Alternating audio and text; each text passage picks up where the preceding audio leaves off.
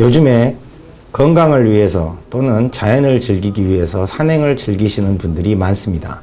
오늘은 산행과 허리와 다리 건강에 대해서 이야기를 해보겠습니다. 산을 오른다는 것은 자신의 체중을, 엄밀히 말해서 자신의 체중을 높은 곳에 있는 고도 쪽으로 올렸다가 내려와야 되기 때문에 허리와 다리 쪽에 근육에 힘이 많이 필요하게 됩니다. 산을 오르고 내린다는 것은 두 가지 측면에서 생각을 해볼 수가 있는데요. 먼저 산을 올라갈 때는 자신의 체중을 하지, 즉 허리와 다리의 힘으로 이겨내서 한 발 한 발 한 발 올라가게 되고, 내려올 때는 거꾸로 이 상체 체중의 무게를 허리 디스크나 다리의 관절들이 버텨내면서 이 뒤쪽에 버티는 근육을 이용해서 내려오게 됩니다. 산을 올라가실 때 근력이 부족하게 되면 산을 올라가시다가 중간에 멈추거나 쉬거나 또는 끝까지 못 가시는 경우가 있는데, 평소에 운동을 많이 하시거나 산행을 많이 하신 분이 아니라면 낮은 산부터 가볍게 다니시거나 아니면 고도에 따른 높이에 따른 높이를 차차 올려가면서 이렇게 근력을 키우신 뒤에 산을 가시는 것이 좋겠습니다. 문제는 올라갈 때보다 내려올 때 건강에 더 안 좋은 영향을 받게 되는데요.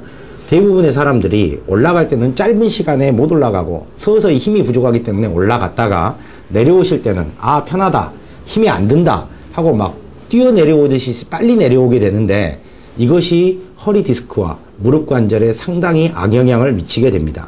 내려오시는 속도를 올라가시는 속도와 비슷하게 맞추거나 또는 더 느리게 내려오시는 것이 중요합니다.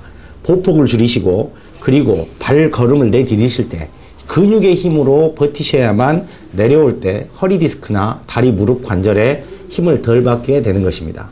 그리고 등산을 하시다 보면은 등산용 스틱이나 지팡이를 쓰시게 되는데요. 이게 좋은 효과를 나타내는 이유는 올라가실 때 근력의 힘이 부족한 부분을 지팡이를 이용을 해서 손의 힘으로 이겨낼 수가 있기 때문에 도움을 받는 것이고요.